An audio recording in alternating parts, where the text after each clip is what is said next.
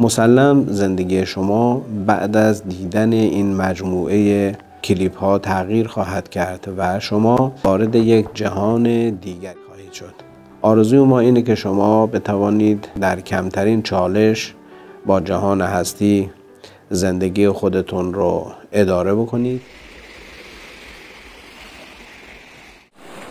امروزه در جهان ملاک سواد داشتن و ملاک رشد و تغییر به شکل حیرت انگیزی تغییر کرده است.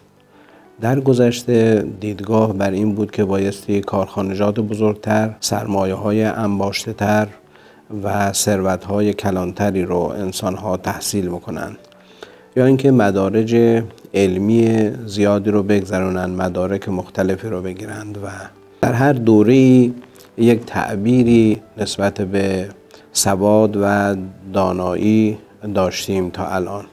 ولی اون چه که در این دهه‌های گذشته، خصوصا در زمانی که الان درش قرار داریم، برای بشر مطرح شده، مسئله بسیار حیرت انگیزی است.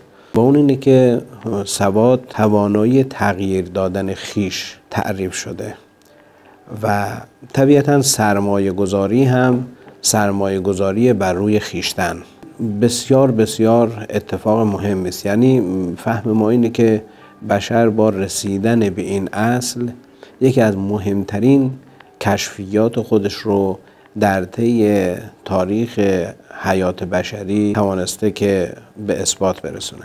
بنابراین من و شما اگر بخوایم با آهنگ روز جهان حرکت بکنیم، هیچ راهی نداریم جز اینی که خودمون رو توسعه بدیم، روی خودمون سرمایه گذاری بکنیم و خودمون رو بشناسیم. خوشبختانه شناخت خویش و حوزه هایی که مربوط به شناخت خویش هست در تاریخ ادبیات ایران بسیار بسیار زمینه های متعددی دارد و امروز ما شاهد هستیم که اندیشمندانی از سر تا سر جهان اندیشه های رومی، جلال الدین محمد بلخی رومی رو بررسی میکنن و تحلیل میکنن و از اونها فرمول ها و روش های متعددی رو استخراج میکنن. اما بایستی مد نظر داشته باشیم که خاستگاه این تحولات جدید در دنیا سرزمین ماست و این ادبیات ارزشمندی که برای ما به یادگار مونده که یکی از اونها جلال الدین محمد بلخی رومی است، یکی از اونها خیام نیشابوری است، یکی از اونها عطار هست و طبیعتاً اندیشمندان بسیار بسیار بزرگی که بشر هنوز نتوانسته به کرانه‌های شناخت اونها دسترسی پیدا بکنه.